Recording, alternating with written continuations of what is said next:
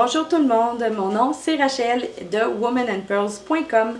Donc je suis une passionnée d'autonomie et sur cette chaîne je vous partage des trucs et des astuces et je vous partage mes expériences concernant l'autonomie alimentaire, l'autonomie financière, l'autonomie de production foyer. Donc, je vous invite à me suivre si vous êtes un passionné d'autonomie ou que vous voulez le devenir et que ça vous intéresse. Donc, si c'est le cas, n'hésitez pas à vous abonner à la chaîne pour rejoindre la communauté de Women and Pearls et surtout à activer la petite cloche pour les notifications. Et surtout, n'hésitez pas à me donner un pouce bleu si vous aimez le contenu de la vidéo. Donc, sans plus attendre, on va commencer tout de suite avec le sujet du jour qui est de faire son propre potager. Et on va le faire à partir de nos propres semis. Donc, ça va nous coûter beaucoup moins cher parce qu'acheter des graines, ça coûte beaucoup moins cher que d'acheter des plants déjà faits qui ont déjà commencé à pousser en pépinière. Deux, ça nous permet aussi de savoir de quoi nos plantes vont avoir été nourries. Donc, si vous êtes comme moi et que vous appréciez le bio, c'est pas toujours le cas dans les pépinières. Pour les légumes, il y a souvent des engrais artificiels et chimiques. Donc, c'est facile quand c'est nous-mêmes qui faisons pousser nos graines de savoir qu'est-ce qu'on leur a donné à manger à nos belles plantes. Donc, c'est aussi une façon d'avoir du bio et de savoir exactement qu'est-ce qu'il y a dans notre assiette.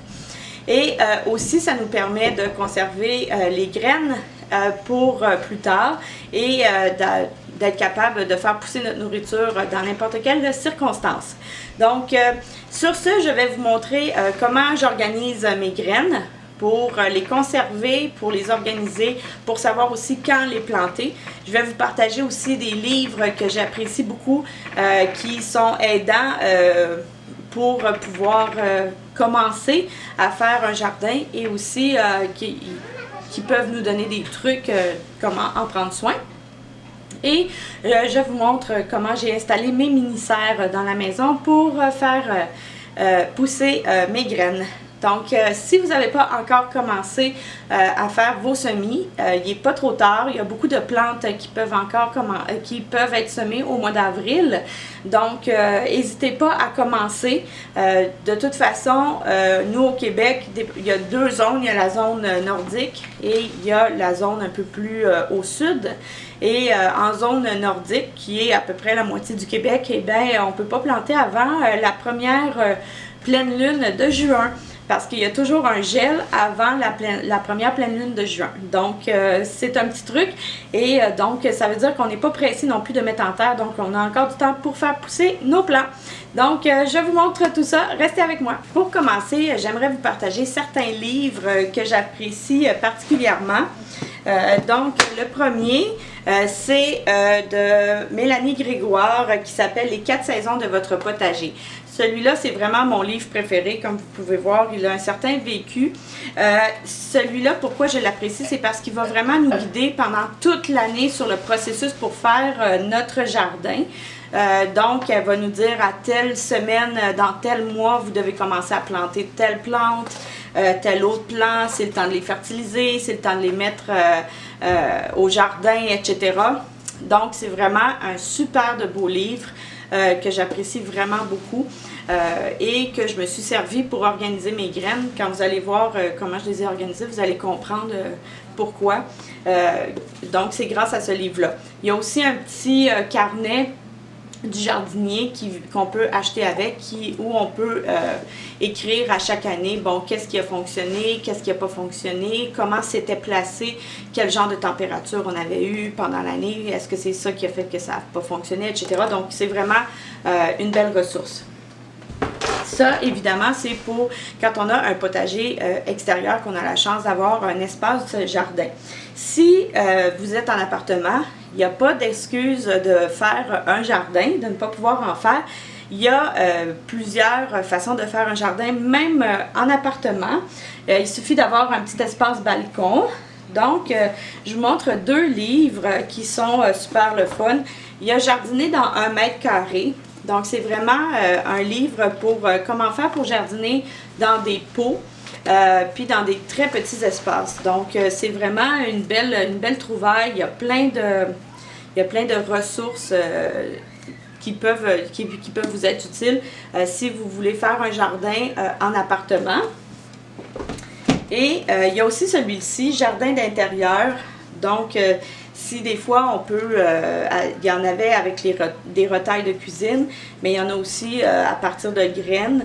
Donc, qu'est-ce qu'on peut faire pour faire pousser des plants à l'intérieur de la maison? Si vous n'avez même pas de balcon, mais que vous avez des fenêtres, eh bien, à ce moment-là, c'est possible de faire pousser quelque chose à la maison. Donc, il n'y a vraiment pas d'excuse pour faire son propre potager.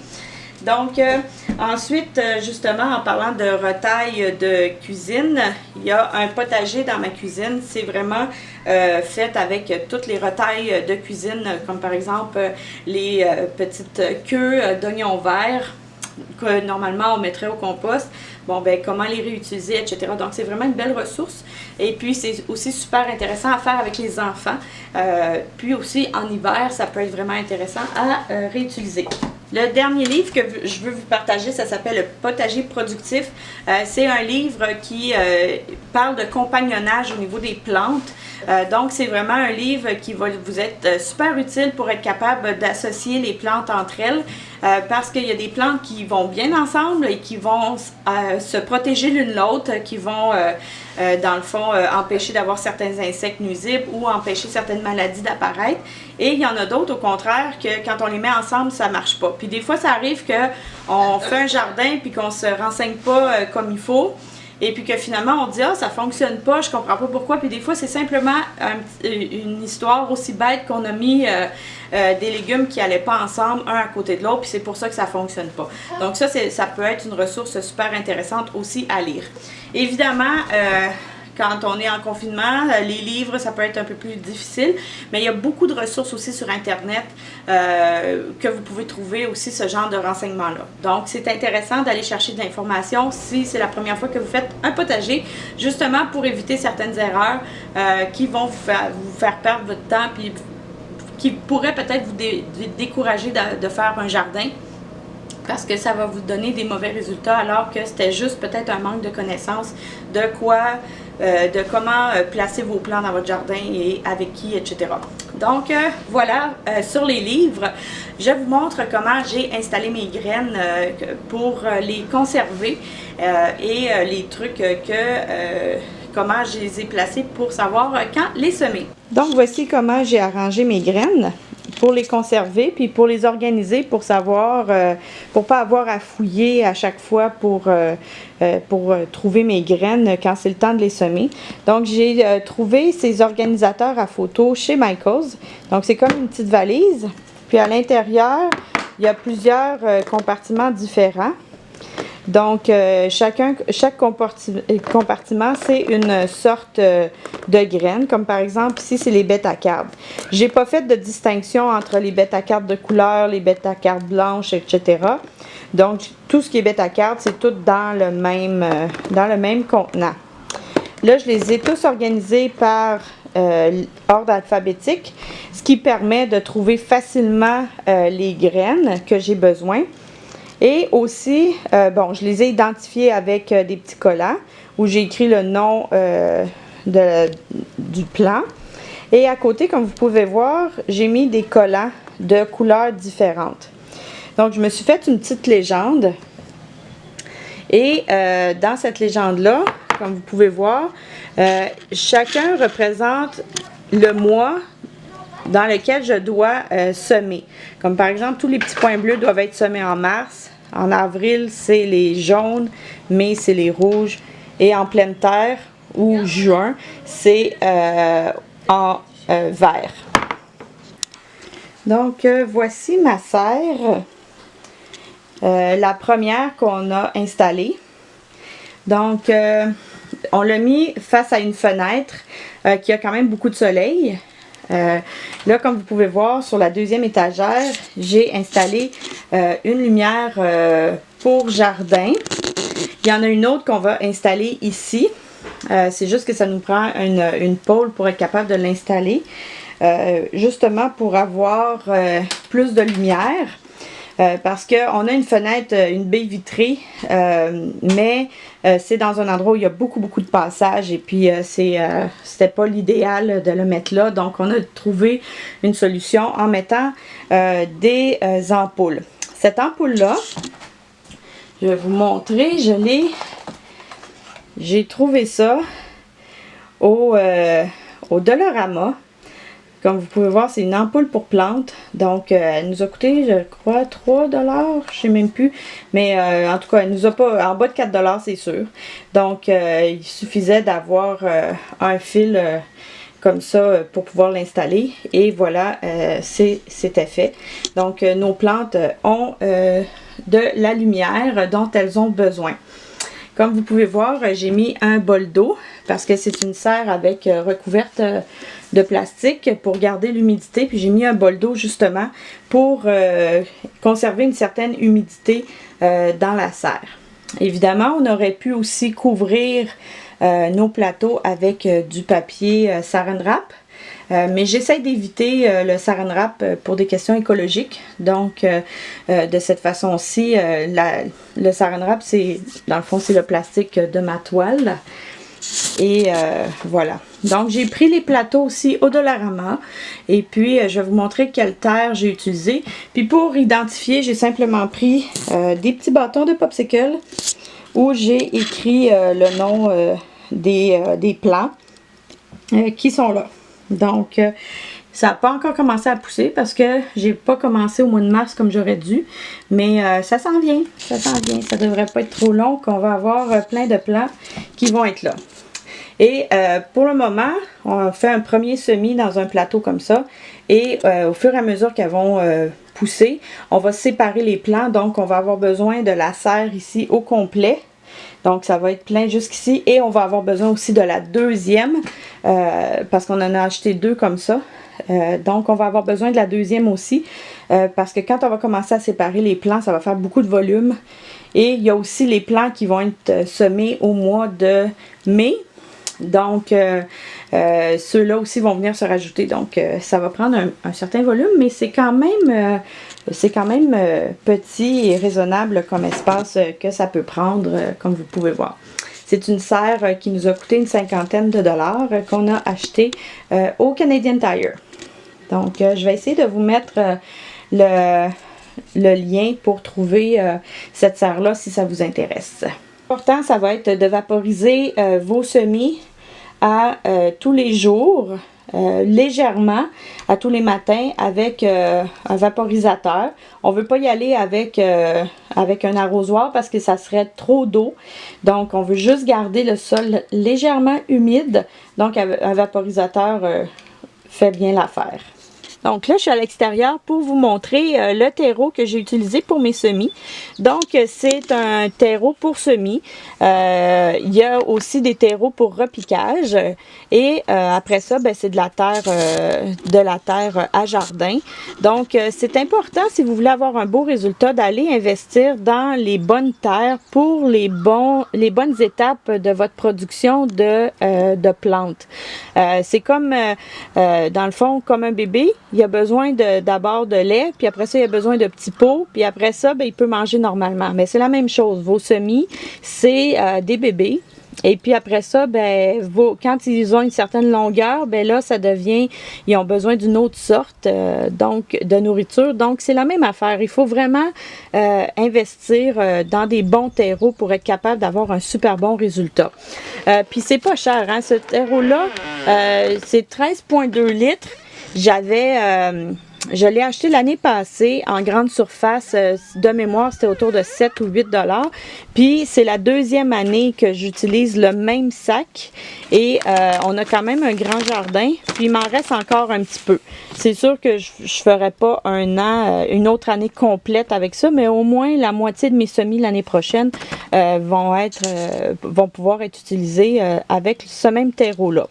Puis si votre terreau il sèche, c'est pas grave, c'est juste de l'eau qu'on a besoin de rajouter pour avoir un terreau qui est humide.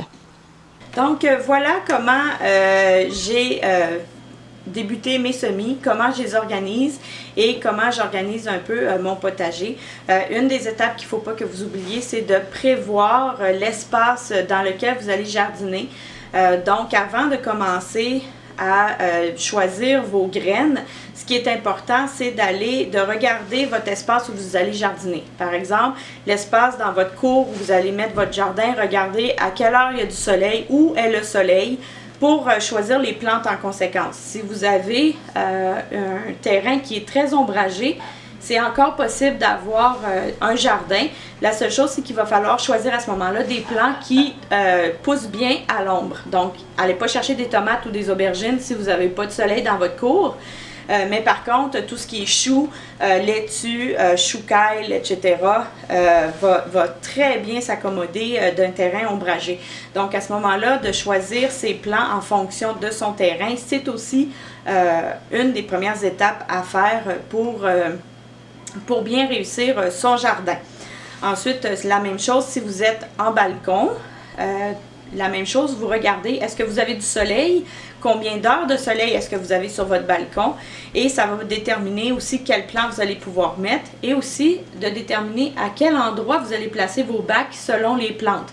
Si vous avez par exemple du soleil toute la journée sur une certaine partie de votre balcon puis qu'il y en a une qui est pour la plupart du temps ombragée, bien, vous pouvez mettre des tomates dans la partie qui va être ensoleillée toute la journée et des plantes qui supportent l'ombre de l'autre côté de votre balcon.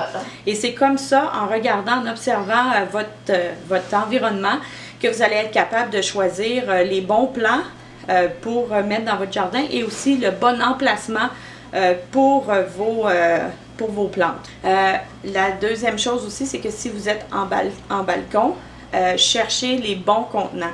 Donc, regardez quel espace vont prendre vos plants pour être capable de choisir les bons contenants pour mettre vos plantes.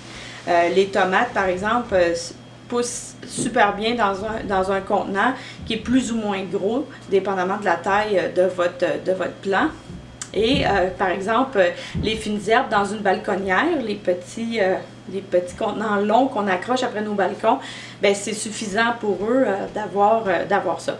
Ce qu'il faut savoir par contre, c'est que quand on fait un jardin sur balcon ou en pot, c'est que nos plants vont avoir besoin de beaucoup plus d'eau et aussi d'être fertilisés plus souvent que si c'était en pleine terre. Parce que justement, ça s'évapore beaucoup plus vite, donc nos racines sèchent beaucoup plus rapidement. Donc un arrosage adéquat et aussi une fertilisation adéquate parce que les plants, par exemple dans une jardinière, vont venir absorber tous les nutriments assez rapidement dans le peu de terre qu'ils ont. Donc c'est important de leur donner des apports de nutriments régulièrement. Donc sur ce, j'espère que cette vidéo a pu vous être utile, a pu vous motiver à vouloir faire vos semis, à débuter votre jardin et que vous allez pouvoir trouver une satisfaction à faire pousser vos propres légumes, puis à les conserver, les mettre en conserve, etc. si c'est le cas pour vous. Donc, on se revoit dans une prochaine vidéo. À la prochaine. Au revoir.